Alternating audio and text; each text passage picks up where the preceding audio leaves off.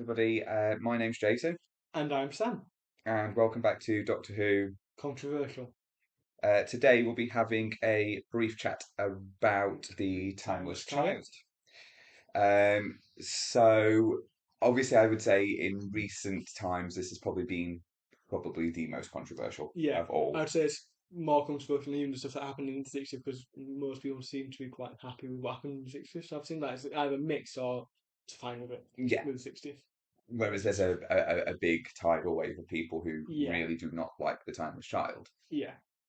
which is in complete it's in a complete opposite to the way that I feel about it. And same with me. We Yeah. both very much like it as an idea. Yeah. Um, I think it was necessary for there to be some way of allowing the Doctor to continually regenerate Yeah, without having to keep borrowing yeah, regeneration energy or finding another way through it each time you got to yeah, your later iterations of the Doctor. yeah. And also adding back into a sense of mystery to the Doctor because Yeah, that is something that has to be continually re-injected back into it. yeah, Because when Doctor came back in 2005, the whole thing was that he had this traumatic event in his past, and it slowly revealed what it was over the first series, and then it was all about the Doctor being different because of that. yeah, And then with the Day of the Doctor, it kind of is the Doctor getting over that, yeah. and then the 12th Doctor's So that was about coincidence with yeah, coming to terms with it rather than getting over it. Yeah, makes it sound like it was a relationship. Uh, but then and this is something that we'll get into when we get into, I think, controversies around the 12th Doctor. 12th Doctor, not 12th Doctor. Uh, is that the 12th Doctor's arc is essentially the Doctor finding out where he needs to go to next, yeah, in the sense of that. And then with the 13th Doctor, it's very much around finding out that the Doctor is the Timeless Cloud, or at least in their past was the Timeless Cloud. yeah. So it explains a lot of things that have been left open previously as Yeah, well. And it's not that it's something that's yeah, completely out of the realms of yeah. where Doctor Who has gone And previously. yeah, and unlike what we were saying with By Generation, where it sort of is mentioned after the fact of, oh yes, it was a Time Lord myth, which again might be explained later on, but at the moment is very Yeah, shakily explained. Uh, because you have the situation with what were known up until the time of kind of the Morbius Doctors, where you see a load of previous incarnations of the Doctor before the first Doctor hmm in the Burn of Morbius from 1975, I believe it is. I think so. 1975, 1976, around that time. And so, and by using the Morbius Doctor, it manages to sort of give it much more solid grounding within continuity. Yeah, and it because I think a lot of people's issues with it is the fact that they feel that it's done the opposite of what we have said. That Yeah, we both feel it's added more mystery rather than it's yeah, answered some questions. yeah, It's allowed for continuity to continue yeah, moving forward. Strangely yeah, enough, continuity and continue.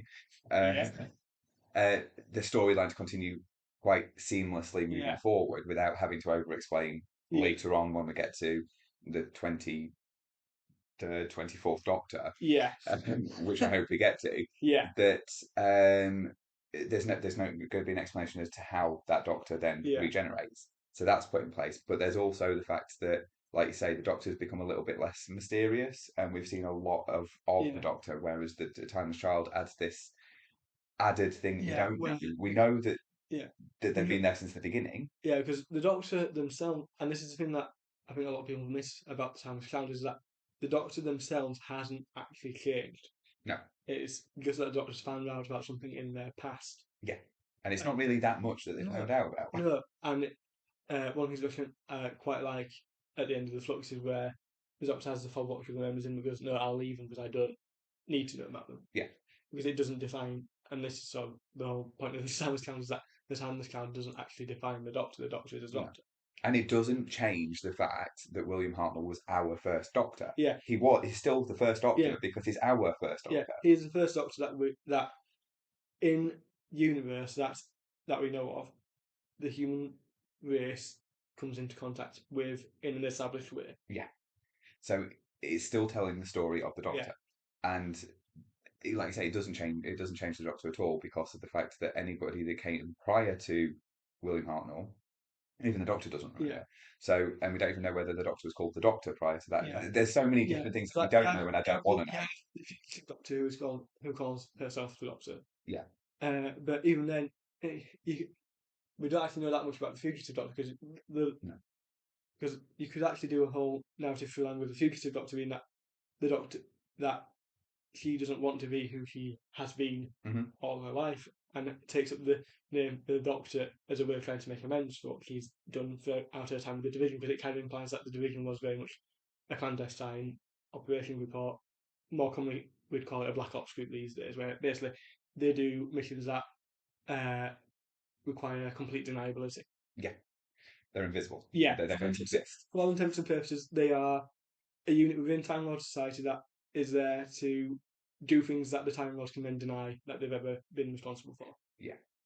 In a Game of Thrones situation, it would be a girl has no name. That kind of situation. It doesn't exist outside of any. Outside of any legal restraint. Yeah, which would make sense that Joan would be the first Doctor potentially in that, like you say, trying to deal with the fact that so many bad things have happened. Yeah, because we do know that she is on the run. Yeah. And that she says, hello, I'm the Doctor. Yeah. So but I don't really want an answer to that either. Yeah. Unless it's done really well. Yes. It would need to be done so well. I think with the Fugitive Doctor, probably best just leaving it. I know in Expanded Universe there are going to be stories around the Fugitive Doctor that's already been announced. Yeah. But I'm kind of happy to get that just be left on its own and let people make up something that works there. Yeah, but the thing is, you can have stories of the Fugitive Doctor and not over-explain any of the concept around the Timeless Child situation. You can still have adventures with. Yeah. But you don't need to explain anything further than you're having an adventure with. So I think it needs to remain a mystery. Yeah. I think it makes it more mysterious and makes the Doctor even more legendary than they already are. Yeah. Rather than taking anything away, I don't feel it took anything away at all. Yeah, because I think one of the things that I think is actually quite good about leaving the rest of it unexplained is that you can then sort of leave it for 10, 15 years, and then you can actually have it that the Doctor needs those memories, and then it enables that to then have another narrative turn. Yeah. Doctor. To be fair, I think they need to leave it 10, 15 years to allow the fans to calm down about it first. Definitely, yes. I would completely say so. Don't do that anytime soon, please. Russell T Davies, leave it alone. Yeah. Which I think he is going to. I think he's touched on it. He's touched on it to say, yes, this is part of continuity now. Yeah, he's... Please get rid of the thing. Yeah, I don't like it. It can't exist. Yeah. Which we can't do. It's part of the storyline now, and it isn't ridiculously out there enough to go, oh, well, it's just a dream, isn't it? The Doctor's not going to wake up in the shower and go, I dreamt it. But I personally like the concept of it, and it explains how there's a big jump civilizationally. That's not really a word, but with Gallifrey and between the two different population centers, you have the Time Lords with their cities, and then you have the Shibogans who are, for all intents and purposes, kind of tribal. Yeah. Which it shows that without, again, going too deep into it and demystifying it. It gives you enough to go, oh, that's how that happened. I'm not interested in seeing how it happened. We got the little glimpses of the past, which we needed visually to be able to understand the concept. But because particularly in the classic series, a lot of the Shibogans are shown as being very tribal, whereas in the modern series, at least from what we've seen with Hellbent, another point of controversy, but we'll get to that at some point. Because Shibogans is a much more almost Western-esque kind of. But then you can just put that down to time and development. Yeah, and the way that we see things now it is different. But I personally, I actually really like the whole storyline of it. I like the fact that the Master is absolutely furious at the situation, and it's added even more contention between those two. Yeah, and kind of one of the things that is kind of unspoken canon, because it's never actually mentioned, but it's kind of always implied, is that the Master is the Doctor's brother, and that in that sense it sort of brings about this almost like Cain and Abel style relationship between the two.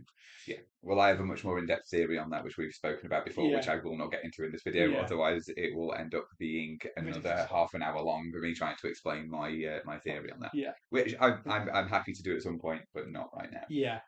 And so it kind of makes sense that the Master would be furious at finding that out. Yeah, because it's something that he didn't know. Plus, it puts the Doctor in the Master's head a much more senior position, I suppose. Yeah, grandiose figure, and the Master being the Master.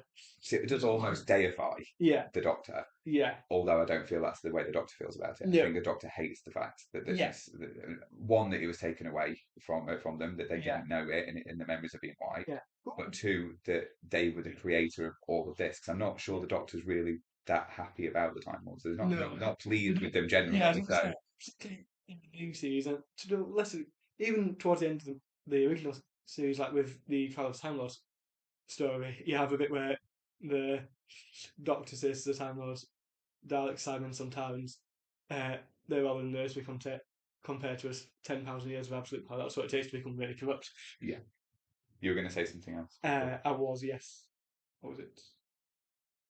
I don't know.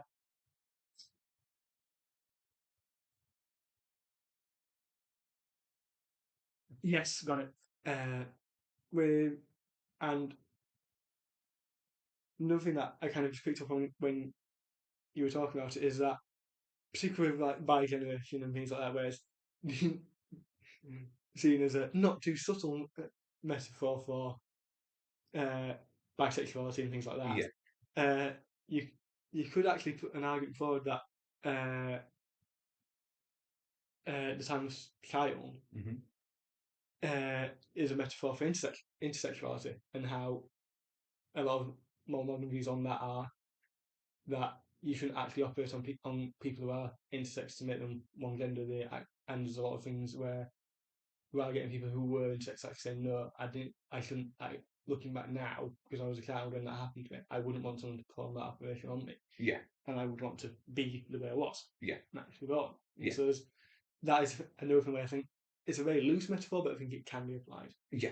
Yeah, because Tatooine has essentially, for all intents and purposes, done an operation to make the Doctor a certain way. Because you've also got the concept of the fact that every 13 regenerations, 12 regenerations, however many. Yeah, however many. Yeah. In that sense. That they have got to have their mind reset, which is something that they must have probably have agreed to at some point. They wouldn't have as a child, but I suppose would have as they got older. But there's obviously been an agreement there somewhere that that's okay. But when does that consent get taken away, when you choose that you're not going to anymore? And obviously now, because that's... And even... I think the strongest part of the matter actually goes back to when Tatooine has found the Doctor, inverted commas, because they're not the Doctor at that point, because as far as we know, they don't call themselves the Doctor at that point. Mm-hmm. But she quite literally experiments on the Doctor to get the ability for Time Lords to regenerate. So that, I think, is actually the strongest part of the intersexual metaphor, as it were, that you can apply to. I don't think that's intentional. I think that is something you can... It's just something that is metaphoric to the current cultural moment. Conversation. So yeah, I think we're both at odds with a lot of fans on this one. I completely respect the fact that people feel the way that they feel about it. Yeah. But for me, I don't personally get it. Yeah. I don't think it does the things that people are saying it does to make it negative. I think it is a positive. It was a positive move, and I was quite shocked when I saw the fans' response, the other fans' response to it. Yeah. Thank you very much for listening, and hopefully you'll be hearing us on the next video. Yes.